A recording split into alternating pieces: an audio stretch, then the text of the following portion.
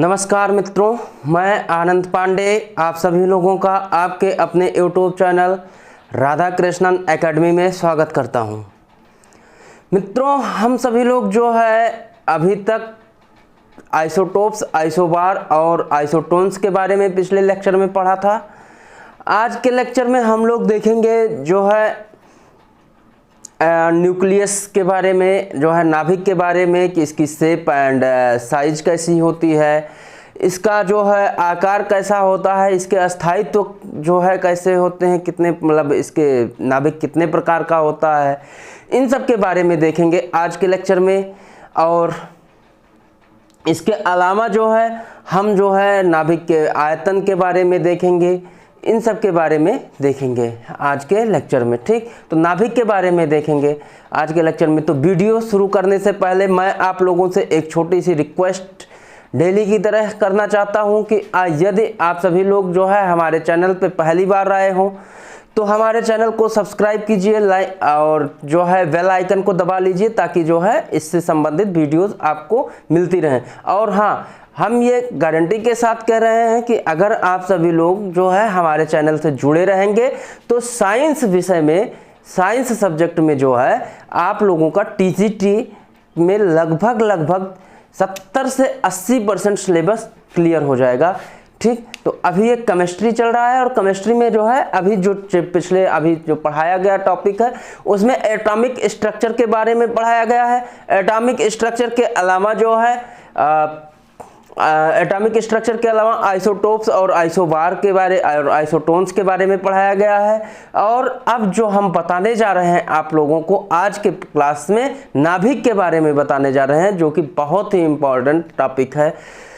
तो एक बार शुरू करने से पहले आप लोगों से एक बार फिर से छोटी सी रिक्वेस्ट कि आप लोग जो है वीडियो को ज़्यादा से ज़्यादा शेयर कीजिए और पहली बार यदि हमारे चैनल से जुड़े हों तो चैनल को सब्सक्राइब कर लीजिए और जो है अपने दोस्तों को भी बताते रहिए कि जो है इससे काफ़ी ज़्यादा बेनिफिट होगा। हाँ, आप टीजीटी की तैयारी नहीं भी कर रहे हैं, अगर आप जो है इंटर में पढ़ रहे हैं तो आप लोगों के लिए जो केमिस्ट्री सब्जेक्ट है या उसके अलावा जो फिजिक्स है उसके लिए जो है आप लोगों के लिए बहुत ही इम्पोर्टेंट और बहुत ही महत्वपूर्ण साबित होगा। आप लोग इसके साथ ही साथ आप लोगों से एक रिक्वेस्ट है कि आप लोग नोट्स भी साथ ही साथ बनाते चलिए। ठीक, ताकि जैसे कोई भी चीज़ डाउट हो तो दोबारा से नोट्स पलट करके देख सकें। और जो पहली बार देख रहे हैं या इससे पिछले की लेक्चर नहीं, पीछे की लेक्चर नहीं देखे हैं, वो प्लेलिस्ट में जाकर के केमिस्ट्री की प्लेलिस्ट में देख सकते हैं। या फिजिक्स में भी 2-3 टॉपिक्स पढ़ाई जा चुकी हैं, उसके बारे में भी आप सभी लोग उसमें भी देख सकते हैं, जिसमें जो है परसेंटेज एरर हो गया। परसेंटेज एरर के अलावा जो है आप लोगों को जो है विमीय विश्लेषण के बारे में भी बताया जा चुका है। विमीय विश्लेषण के अलावा जो है थोड़ी सी सिंपल हार्मोनिक मोशन के बारे में जो टॉपिक चल रहा था वो अभी कंप्लीट नहीं हुआ है, हालांकि उसके बारे में भी मेन छोटी सी जो इंट्रोडक्शन क्लास थी वो हो चुकी है। और इंट्रोडक्शन में आप लोगों को ये पता चल गया होगा कि जो है सिंपल हार्मोनिक मोशन क्या होता है। तो ये सब सारी चीज़ें फिजिक्स में पढ़ाई जा चुकी हैं और केमिस्ट्री में ये सारी लेक्चर्स चल रही हैं। ठीक, आप लोगों की डिमांड जैसी होगी जो है क्लासेस और तेज़ी से और जल्दी भी ली जा सकती हैं। आप लोगों को जैसी डिमांड हो आप लोग जो है हमारे कमेंट बॉक्स में कमेंट करके हमको बता दीजिए। और हम और हमारी टीम जो है वो आप लोगों को बेहतर सेवाएं उपस्थित कराने के लिए, बेहतर सेवाएं देने के लिए जो है हमेशा तत्पर है और तत्पर रहेगी भी। बस आप लोगों से छोटी सी रिक्वेस्ट है कि आप सभी लोग एक लाइक कर दीजिए, जिससे कि हम लोगों का जो है मनोबल थोड़ा सा बढ़ता है। जब कोई लाइक या कमेंट करता है वीडियोस पे तो इससे हम लोगों का थोड़ा सा मनोबल बढ़ता है और इससे हम जो है अगली कक्षा में और भी ज़्यादा और बेहतर ढंग से जो है बताने के लिए और बताने की कोशिश करते हैं, ताकि जो है आप लोगों को एक अच्छा जो है प्लेटफॉर्म मिल सके। ठीक, तो चलिए जो है आज का लेक्चर हम लोग जो है शुरू करते हैं। आज के लेक्चर में नाभिक के बारे में पढ़ते हैं। तो सबसे पहले देखते हैं कि नाभिक का जो है आकार और नाभिक का जो है आयतन। ठीक, शेप एंड साइज के बारे में पढ़ना है। ठीक, नाभिक का आकार एवं आकृति। नाभिक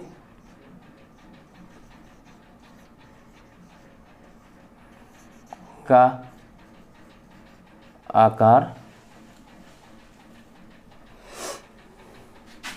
एवं आकृति या फिर आयतन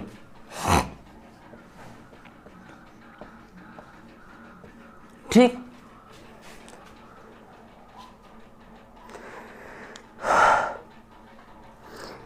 या फिर जो है आयतन, इसमें अगर हम देखते हैं कि नाभिक का आकार कैसा होता है, तो नाभिक का आकार मोस्ट ऑफ द नाभिक का जो आकार होता है वो स्फेरिकल होता है। स्फेरिकल होता है यानी गोलाकार होता है। स्फेरिकल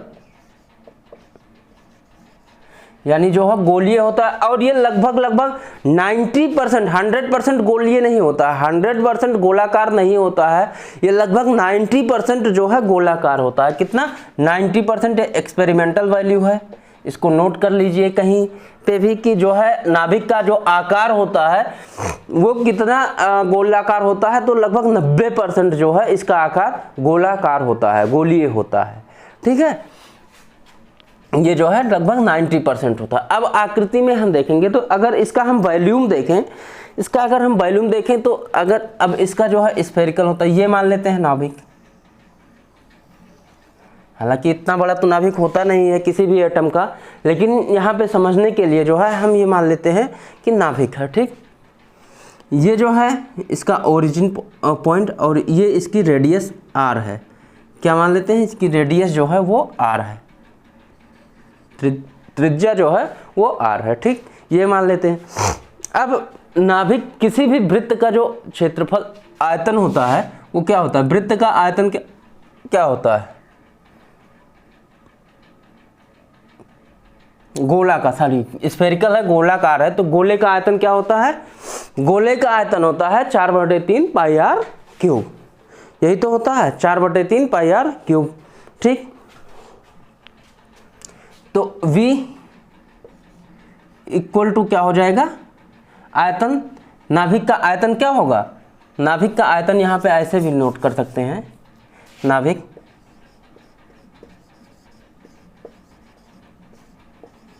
का आयतन। नाभिक का आयतन इस तरह से भी हम लोग जो है नोट कर सकते हैं कि नाभिक का आयतन क्या होगा? नाभिक का आयतन जो होगा वो जो है हाइड्रोजन एटम का V आयतन, V equal to 4/3 pi R cube. ठीक, R जो है इसकी क्या है? रेडियस है, ये हम मान रखे हैं। ठीक, R इसकी रेडियस है, इसकी जो है पाई आर क्यूब। अच्छा, आयतन एक चीज और क्या होगा? नंबर ऑफ न्यूक्लियंस जितने होंगे वही तो होगा आयतन, उसका साइज उसकी क्या होगी? नंबर ऑफ न्यूक्लियंस, मतलब जितने ज़्यादा ये क्या होगा? जो इसका आयतन होगा। अब ठीक है, हाइड्रोजन एटम में कितने प्रोटॉन्स हैं? 1 प्रोटॉन है। न्यूट्रॉन कितने हैं? 0 है। तो यहाँ पे सिर्फ एक को रिप्रेजेंट कर रहा है, सिर्फ एक ही प्रोटॉन है वहाँ पे। ठीक, तो उसको एग्जिट करने के लिए कम जगह चाहिए। तो क्लोरीन में क्या है? क्लोरीन में जो है 17 प्रोटॉन होते हैं। क्लोरीन 17 है, 17 प्रोटॉन है, प्लस न्यूट्रॉन्स जो है कितने हैं? 18 हैं। 35 क्लोरीसीएल 35 होता है इसका एटॉमिक मास नंबर। ठीक, तो 18 क्लोरीन 18 जो है न्यूट्रॉन और 17 प्रोटॉन को एग्जिट करने के लिए उतनी ही जगह लगेगी? नहीं, इसके लिए कुछ ज़्यादा होगी। तो जैसे जैसे ये जो इसका रेडियस जो होता है, तो जैसे जैसे इसका परमाणु क्रमांक बढ़ता जाता है, इसकी रेडियस क्या होती है? बढ़ती जाती है। इसकी रेडियस क्या होती है? त्रिज्या क्या होती है? बढ़ती जाती है। और जब त्रिज्या बढ़ेगी तो वॉल्यूम जाहिर सी बात है क्या है? वॉल्यूम जाहिर सी बात है कि बढ़ेगा। ठीक, क्या होगा? बढ़ेगा। ठीक, तो इसको हम इस तरीके से नोट कर सकते हैं, इस तरीके से भी लिख सकते हैं कि नंबर ऑफ न्यूक्लियंस जो है, नंबर ऑफ जो वॉल्यूम होगा वो डायरेक्टली प्रोपोर्शनल किसके होगा? नंबर ऑफ न्यूक्लियंस के होगा। नंबर ऑफ न्यूक्लियंस के होगा? नहीं होगा।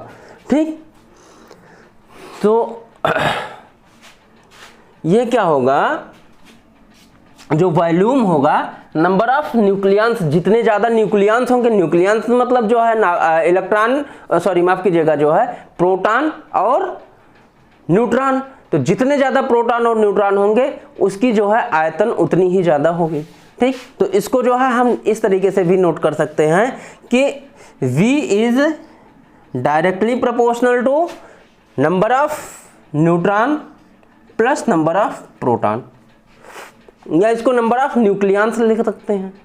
ठीक, नंबर ऑफ न्यूक्लियंस भी कर सकते हैं। अच्छा, नंबर प्रोटॉन प्लस न्यूट्रॉन को हम क्या कह सकते हैं? प्रोटॉन प्लस न्यूट्रॉन को ही तो एटॉमिक मास या मास नंबर जो है कहा जाता है। क्या कहा जाता है? इसको मास नंबर कहा जाता है। तो हम ये यहाँ पे क्या लिख सकते हैं? V is directly proportional to A। V is directly proportional to A, ये चीज लिख सकते हैं हम यहाँ पे। अब इसको जो है, इसको देखें, यहाँ पे अगर हम देखें तो इसको, ये भी क्या है, जैसे जैसे त्रिज्या बढ़ रही है, जैसे जैसे त्रिज्या बढ़ रही है, इसका जो है मास वॉल्यूम बढ़ रहा है यहाँ से। तो हम इसको इस तरीके से लिख सकते हैं V, ठीक, इस तरीके से भी तो लिख सकते हैं V जो है is directly proportional to 4/3 pi R cube, ये चीज लिखा जा सकता है ना, 4/3 पाई R क्यूब। और वॉल्यूम जो है किसके डायरेक्टली प्रोपोर्शनल है? A के है, एटॉमिक मास के है ना। तो यहाँ पे हम V की जगह पे हम ये भी तो लिख सकते हैं, हम ये भी तो लिख सकते हैं, इस V की जगह पे ये चीज़ लिख सकते हैं ना। यहाँ से अभी ऐसे इसको मान लीजिए, ऐसे समझिए,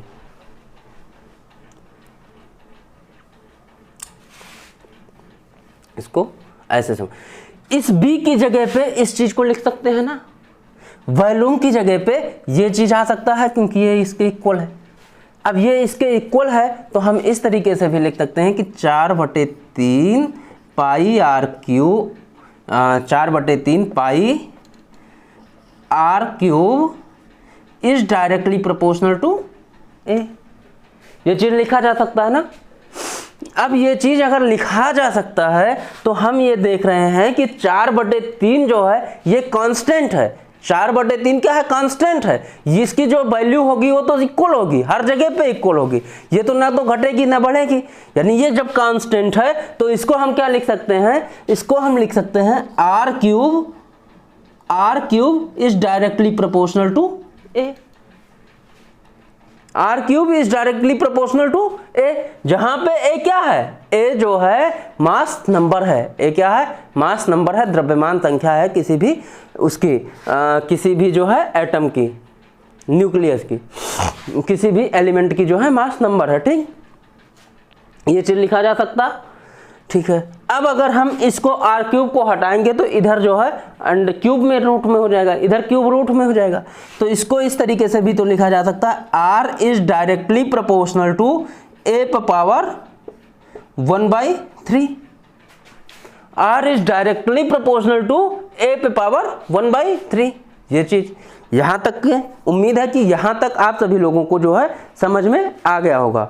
ठीक, यहाँ तक जो है आप लोगों को उम्मीद है कि हम समझ में आ रहा होगा। और इसके आगे जो है हम वो देखते हैं कि इसके आगे क्या होगा।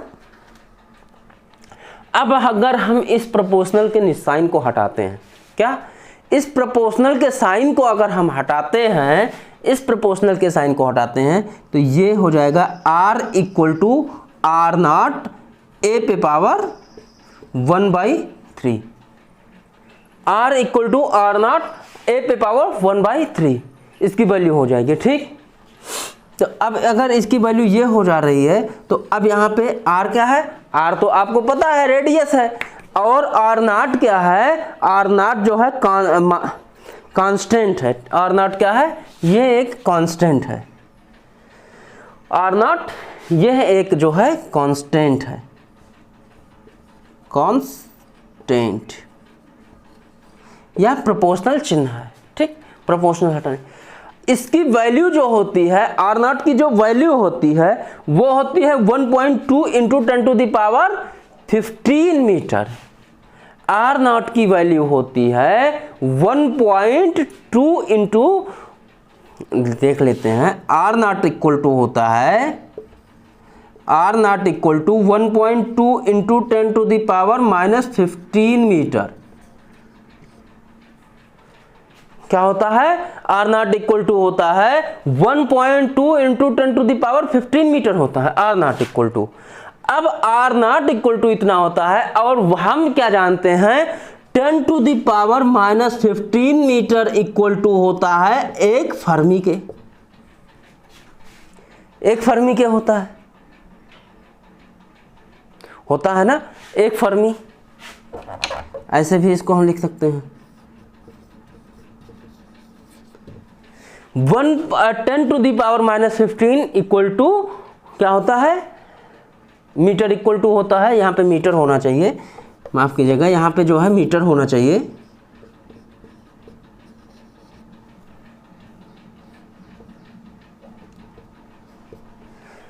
एक फर्मी के बराबर होता है। ठीक, अब ये एक फर्मी के अगर बराबर होता है तो हम क्या लिख सकते हैं, यहाँ पे हम क्या लिख सकते हैं, यहाँ पे लिख सकते हैं R equal to 1.2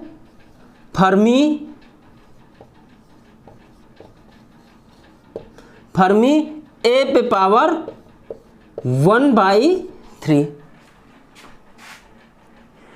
R equal to क्या हो जाएगा, 1/2 फर्मी ए पे पावर 1/3 या ए का क्यूब रूट, ऐसे भी इसको लिखा जा सकता है। ये हो गया। इसको जो है इस तरीके से भी हम लिख सकते हैं, R equal to 1.2 fermi A cube root A, इस तरीके से भी हम इसको लिख सकते हैं। ठीक, आई होप कि आप लोगों को ये फार्मूला समझ में आ गया होगा कि ये फार्मूला जो है किस तरीके से हम निकाल के लेकर के आए। ठीक, तो ये चीज़ जो है आप लोगों को समझ में आ गई होगी। ठीक है, मुझे ठीक, अब हम क्या देखते हैं, अब हम इसके बाद जो है देखते हैं कि टाइप्स ऑफ न्यूक्लियस। इसके बाद हम देखते हैं कि न्यूक्लियस कितने प्रकार के होते हैं। आज हम लोगों को नाभिक के बारे में देखना है, तो आज हम इसके बाद हम लोग जो देखते हैं कि न्यूक्लियस जो है कितने प्रकार का होता है। ठीक है, न्यूक्लियस के टाइप्स देखते हैं, तो इसको आप सभी लोग नोट कर लीजिए, कहीं पे भी नोट करना है तो, या फिर स्क्रीनशॉट ले लीजिए। हम जो है तब तक इसको रफ करते हैं। ठीक, अब हम देखते हैं कि नाभिक जो है वो नाभिक कितने प्रकार के होते हैं। क्या देखते हैं कि नाभिक जो है वो कितने प्रकार के होते हैं। ठीक, तो अब हम जो है देखते मतलब अब तक जो है जो नॉलेज है हमको कि नाभिक जो है दो प्रकार के होते हैं, एक अस्थाई नाभिक होता है, दूसरा अस्थाई नाभिक होता है। क्या, एक जो है अस्थाई नाभिक होता है और दूसरा अस्थाई नाभिक होता है, यानी जो है एक स्टेबल होता है और दूसरा अनस्टेबल न्यूक्लियस होता है। ठीक, तो अब तक जो है लगभग हमारे पास जो है 1500 एटम्स की 1500 जो है नाभिक परमाणु की जानकारी हो चुकी है, खोज हो चुकी है नाभिकों की जो है 1500 नाभिक अब तक क्या खोज है। लेकिन उसमें से केवल 260 नाभिक जो है 260 नाभिक क्या हैं, वो अस्थाई हैं। क्या, 260 नाभिक अस्थाई हैं, बाकी जो है 1500 में से 260 अगर माइनस कर देंगे तो कितना बचेगा, 1240 के अप्रॉक्स बचेगा। ठीक, 1240 ही बचेगा। तो 1240 नाभिक अस्थाई हैं, और जो नाभिक अस्थाई होते हैं, जो नाभिक अनस्टेबल होते हैं, भाई स्टेबिलिटी हर कोई गेन करना चाहता है। क्या करता है, स्टेबिलिटी हर कोई गेन करना चाहता है। ठीक, अभी आप जो है क्या है कि अभी जो लोग टीजीटी का एग्ज़ाम दे करके पास आउट हो चुके हैं, ठीक है, जो लोग जो है टीजीटी का एग्ज़ाम दे करके पास आउट हो चुके हैं उन लोगों के लिए कोई दिक्कत नहीं है। अभी हम लोग टीजीटी का, जैसे आप लोग जो है टीजीटी का एग्ज़ाम देंगे तो आप लोग जो है टीजीटी को क्वालिफाई करना चाहेंगे, इसके लिए आप परेशान हैं, तो इसके लिए आपको कुछ भी करना पड़े, इधर की किताबें उधर से इधर सब कुछ पढ़ते हैं, तो इसी तरीके से क्योंकि जो है आप स्टेबल होना चाहते हैं, आप एक जॉब में जाना चाहते हैं, आप टीचर बनना चाहते हैं, ठीक है।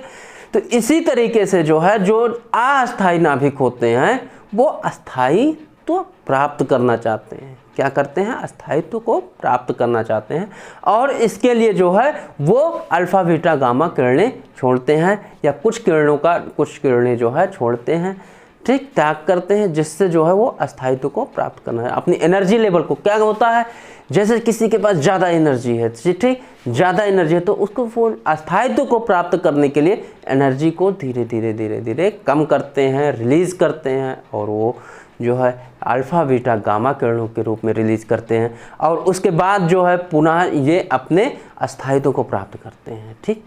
तो सबसे पहले हम लोग देखते हैं कि नाभिक के टाइप्स के बारे में, उसके बाद हम चीज़ों को देखेंगे अलग अलग। और जो अस्थायी नाभिक होते हैं जो अल्फा बीटा किरण गामा किरणों को रिलीज़ करते हैं, उनको जो है हम क्या रेडियो एक्टिवता कहते हैं, ठीक। तो इन सब के बारे में खैर हम लोग जो है बाद में देखेंगे। अभी जो है हम लोगों को देखना है टाइप्स ऑफ न्यूक्लियस या नाभिक के प्रकार, ठीक। टाइप्स ऑफ न्यूक्लियस या फिर जो है नाभिक के प्रकार। तो नाभिक के प्रकार में नाभिक के प्रकार, तो नाभिक जो है वो दो प्रकार के होते हैं। नाभिक के प्रकार में नाभिक क्या है, दो प्रकार के होते हैं। एक होता है अस्थायी नाभिक जो हमेशा होता है, अस्थायी नाभिक।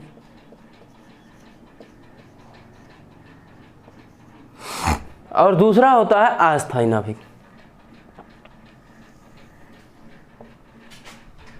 अस्थायी नाभिक,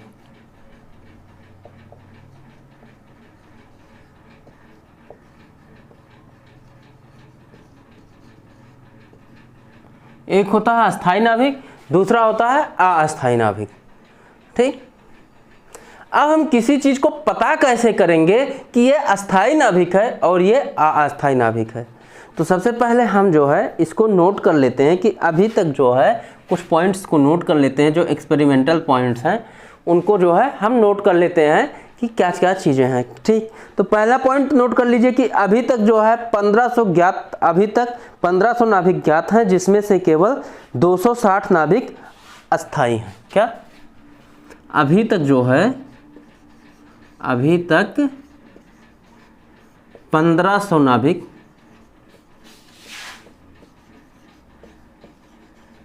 ज्ञात हैं। ये चीज़ें इतनी जल्दी कहीं से भी नहीं मिलेंगी और कुछ बुक्स वगैरह में ढूंढने पे मिलती हैं। तो से ये रिक्वेस्ट करते हैं कि आप लोग जो है इसको देखते रहिए और इसको जो है इन पॉइंट्स को नोट कर लीजिए। ये जो है इनको और अभी भी और भी चीज़ें रिसर्च हो रही हैं, रिसर्च होके सामने आ रही हैं, तो ये अभी बढ़ भी सकती और ये चीज़ें अभी बढ़ भी सकती हैं और बढ़ेंगी भी, ठीक। अभी तक जो है 1500 नाभिक ज्ञात हैं, जिसमें से केवल क्या है, जिसमें से केवल 260 नाभिक अस्थायी हैं, स्टेबल हैं। कितने नाभिक स्टेबल हैं? 260 नाभिक जो है स्टेबल हैं, ठीक। तो अब हम पता कैसे करेंगे कि कौन सा नाभिक स्टेबल है और कौन सा नाभिक अनस्टेबल है? इस चीज़ का हम पता कैसे लगाएंगे? ठीक है, हमने कह दिया ये स्टेबल है, ये अनस्टेबल है, लेकिन इसके लिए पता कैसे लगाएं कि ये नाभिक स्टेबल है और ये नाभिक अनस्टेबल है? तो इसके लिए जो है एक चीज़, अगर क्वेश्चन मार्क करके एक पॉइंट नोट कर लेते हैं कि कौन से नाभिक अस्थायी होते हैं। अगर हमको पता चल जाए क्या 260 नाभिक अस्थायी हैं, यानी ये संख्या कम है। अब अगर हम उन 260 को अलग कर लें तो बाकी तो पता ही है कि वो अस्थायी हैं, बाकी तो पता ही है हमको कि वो अस्थायी हैं। तो हम कम चीज़ को पहले छटनी, मान लो दो चीज़ें किसी में एक में मिक्स कर दी गई हैं, ठीक, कुछ चीज़ें एक चीज़ में एक ही उसमें मिक्स हो गई हैं, तो हम कम वाले को निकाल लें, जो कम है संख्या है, तो जो बाकी बचा होगा वो तो है ही है। ठीक, तो इसी तरीके से हम जो है इसको निकाल लेते हैं। अगर अस्थाई नाभिक 260 है तो 260 अगर निकाल लें हम, तो बाकी जो बचा है वो तो अस्थाई नाभिक ही है। तो हम पता करते हैं कि अस्थाई नाभिक कौन से होते हैं, ठीक, या कौन से नाभिक ऐसे होते हैं जो अस्थाई होते हैं। इस चीज़ को जो है हम पता करते हैं। ठीक, तो एक जो है क्वेश्चन मार्क जैसा एक हेडिंग बना लीजिए कि कौन से नाभिक अस्थाई होते हैं। ये कैसे हम पता करें कौन से नाभिक अस्थाई होते हैं। अस्थाई यानी स्टेबल होते हैं,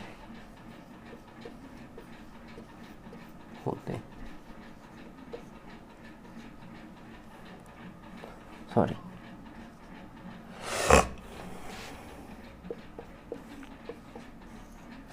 अब इसको कैसे पता करेंगे, तो इसके लिए जो है दो मेथड हैं। इसके लिए दो मेथड हैं। कौन कौन से दो मेथड हैं? पहला, जिसकी जो एटॉमिक नंबर है यानी परमाणु क्रमांक जो है, जो 20 से कम परमाणु क्रमांक वाले तत्वों के लिए, 20 से कम परमाणु क्रमांक वाले तत्वों के लिए और 20 से अधिक परमाणु क्रमांक वाले तत्वों के लिए दो अलग अलग नियम हैं। तो पहले लिखते हैं कि 20 से कम परमाणु क्रमांक वाले तत्वों के लिए पहला पॉइंट है 20 से जो है से कम परमाणु क्रमांक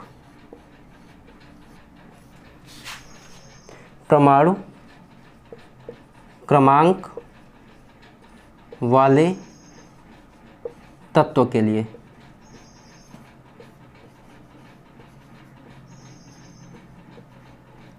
जो रूल्स है, ठीक, इसकी रूल्स ये है, इसका रूल ये है कि जब नंबर ऑफ प्रोटॉन और नंबर ऑफ न्यूट्रॉन, माफ कीजिएगा, नंबर ऑफ न्यूट्रॉन्स और नंबर ऑफ प्रोटॉन्स का जो अनुपात है, जो रेशियो है, वो 1 से कम हो या लगभग 1 के बराबर हो। क्या है कि नंबर ऑफ प्रोटॉन्स और नंबर ऑफ न्यूट्रॉन्स जो है, नंबर ऑफ न्यूट्रॉन्स और नंबर ऑफ, माफ कीजिएगा, नंबर ऑफ न्यूट्रॉन्स और नंबर ऑफ प्रोटॉन्स का जो रेशियो है, जो अनुपात है, वो 1 के लगभग बराबर हो। क्या है वो 1 या 1 के लगभग बराबर होना चाहिए, यानी थोड़ा सा कम या थोड़ा सा ही ज़्यादा होना चाहिए।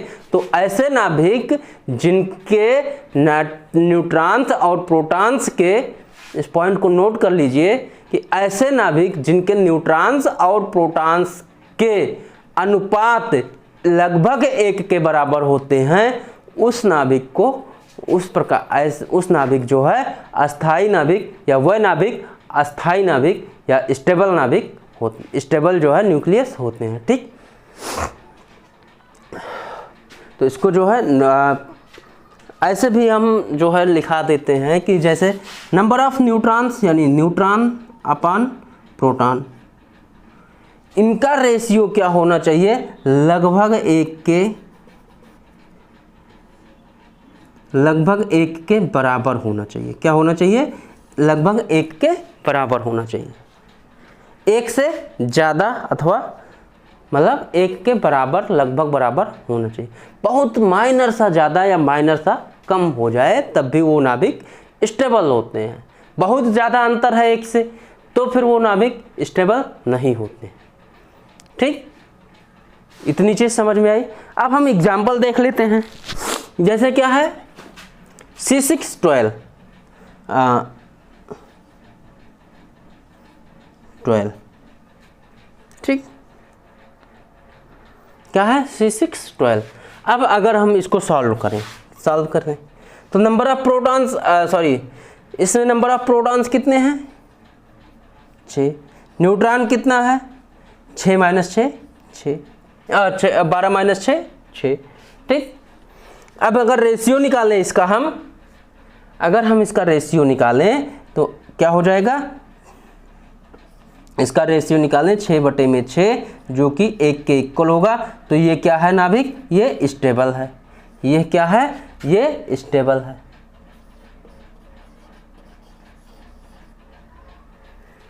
ये स्टेबल है। एक और एग्जांपल हम देख लेते हैं, एक और एग्जांपल देख लें, सोडियम 1123। क्या देख लें? सोडियम यानी 11Na23, 11Na23। Number of protons कितने हो गए? 11। नंबर ऑफ न्यूट्रॉन्स कितने हो गए? 23 में से 11 गया 12। जब हम करेंगे 12/11 तो ये कितना, ये बहुत माइनर सा जो है 1 से ज़्यादा होगा। ये लगभग जो है 1 के बराबर तो नहीं हम कह सकते हैं, लगभग जो है 1 के बराबर होगा। अगर हम इसको सॉल्व करें तो लगभग 1 के बराबर होगा। तो इसलिए ये क्या है, ये न्यूक्लियस भी क्या है? स्टेबल है। ये न्यूक्लियस भी स्टेबल है। ठीक, तो आप लोगों को अब ये चीज़ तो समझ में आ ही गई होगी कि 20 से कम परमाणु क्रमांक वाले नाभिकों में 20 से कम परमाणु क्रमांक वाले तत्वों के नाभिक वही स्टेबल होते हैं जिनकी जो है नाइट्रोजन और प्रोटॉन, न्यूट्रॉन और प्रोटॉन, माफ कीजिएगा नाइट्रोजन निकल गया, न्यूट्रॉन और प्रोटॉन का अनुपात 1 के लगभग बराबर होता है। ठीक, 1 के लगभग बराबर होता है। वो नाभिक अस्थाई होते हैं, ठीक, स्टेबल होते हैं। अब 20 से ऊपर है तो फिर क्या होगा, चलिए उसको हम जो है देखते हैं। तब तक आप इसका स्क्रीनशॉट ले लीजिए और हम तब तक इसको रफ करते हैं। ठीक, तो अगला पॉइंट देखते हैं। ऐसे जो है परमाणु ऐसे नाभिक जिनका परमाणु क्रमांक 20 से ज़्यादा हो। ठीक, 20 से ज़्यादा परमाणु क्रमांक होने पर, परमाणु क्रमांक 20 से अधिक होने पर, या ऐसे लिख सकते हैं, परमाणु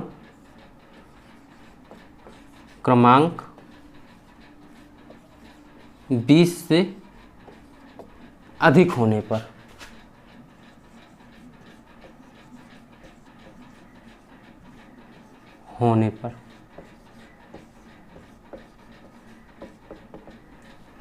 जब 20 से अधिक होगा तब क्या होगा?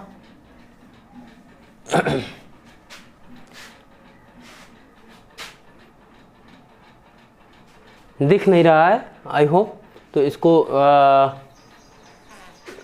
थोड़ा सा नीचे लिखते हैं।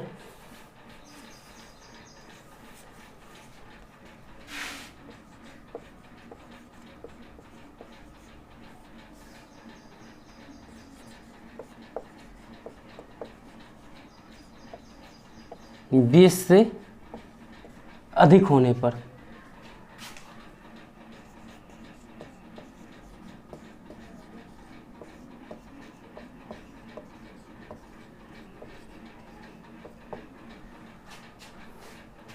ठीक, जब परमाणु क्रमांक 20 से अधिक होगा तब क्या होगा? तो इसमें जो है इनका जो नाइट्रोजन और इनका क्या है, नाइट्रोजन और माफ़ कीजिएगा, इनका जो है न्यूट्रॉन और प्रोटॉन का जो है, इनके न्यूट्रॉन और प्रोटॉन का जो अनुपात होगा वो या तो 1 से ज़्यादा होगा, 1 से ज़्यादा और 1.6 से कम होना चाहिए। क्या होना चाहिए? 1 से ज़्यादा होना चाहिए और 1.6 से कम होना चाहिए। न्यूट्रॉन और प्रोटॉन का रेशियो जो है, न्यूट्रॉन्स और प्रोटॉन्स का रेशियो जो है, अनुपात जो है वो 1 से ज़्यादा होना चाहिए और 1.6 से कम होना चाहिए।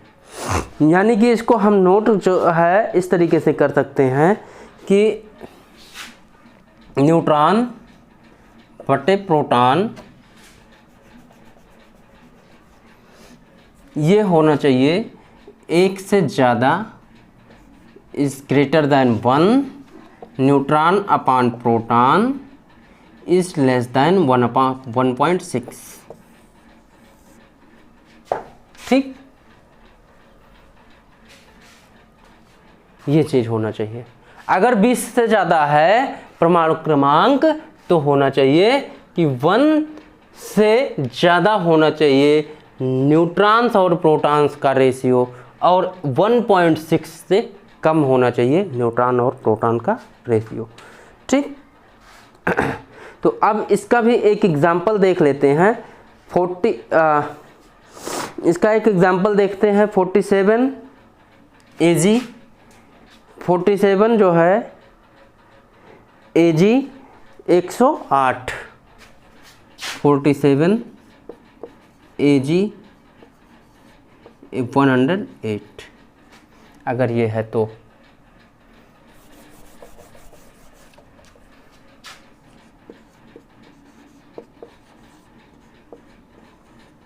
ठीक।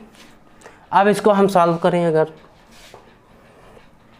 इसको हम सॉल्व करते हैं तो नंबर ऑफ प्रोटॉन्स कितने हो जाएंगे? P equal to 47। Number of neutrons कितने होंगे? N इक्वल टू, माइनस करेंगे तो कितना हो जाएगा? माइनस करेंगे तो कितना होगा? 61।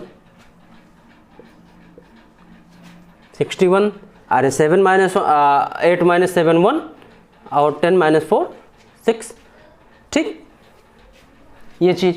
अब इन दोनों का अगर हम रेशियो निकालें, न्यूट्रॉन्स और प्रोटॉन्स का रेशियो निकालें तो 61/47। और इसको जब हम सॉल्व करेंगे तो जाहिर सी बात है ये तो 1 से बड़ा है ही है, आपको दिख ही रहा है 1 से बड़ा तो ये है ही, और ये 1 से बड़ा है लेकिन 1.6 से छोटा होगा। इसको सॉल्व करके चेक कर लीजिएगा आप लोग, ये जो है 1.6 से छोटा होगा। ठीक, अब ये 1.6 से छोटा है और 1 से तो बड़ा है ही, तो ये न्यूक्लियस क्या होगा? अस्थायी होगा। तो इस तरीके से आप लोगों को आज के क्लास में आप लोगों ने क्या सीखा? आप लोगों ने सीखा कि नाभिक के बारे में, कि नाभिक का शेप कैसा होता है, नाभिक की वॉल्यूम कैसे निकालते हैं। इसके अलावा हम जो है क्या देखें? इसके अलावा जो है हमने क्या देखा? इसके अलावा हमने देखा कि नाभिक कितने प्रकार के होते हैं, टाइप्स ऑफ न्यूक्लियस के बारे में देखा। टाइप्स ऑफ न्यूक्लियस में देखा कि नाभिक जो है 2 प्रकार के होते हैं, एक स्टेबल न्यूक्लियस होता है और एक अनस्टेबल होता है, यानी एक अस्थाई होता है, दूसरा अस्थाई होता है। अस्थाई नाभिक जो है अब तक जो है कुल 1500 नाभिक ज्ञात हैं, जिसमें से अस्थाई नाभिकों की संख्या केवल 260 है। कितनी है? केवल 260 है। 260 अस्थाई नाभिकों को हम निकालेंगे कैसे ज्ञात करेंगे?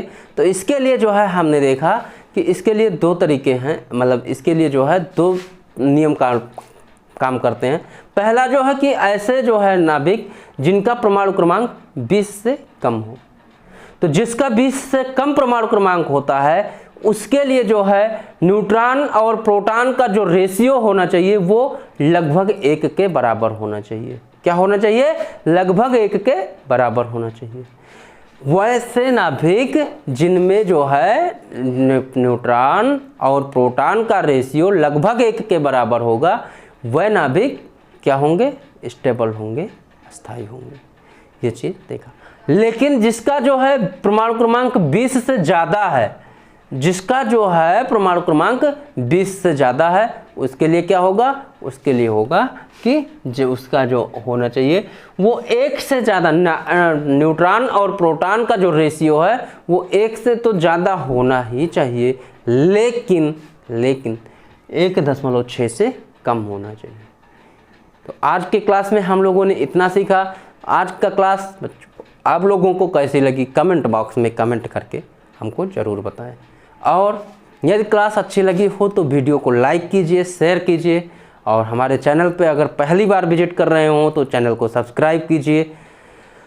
हम अगली कक्षा में कल मिलेंगे, तब तक के लिए जो है धन्यवाद, शुक्रिया और जय हिंद।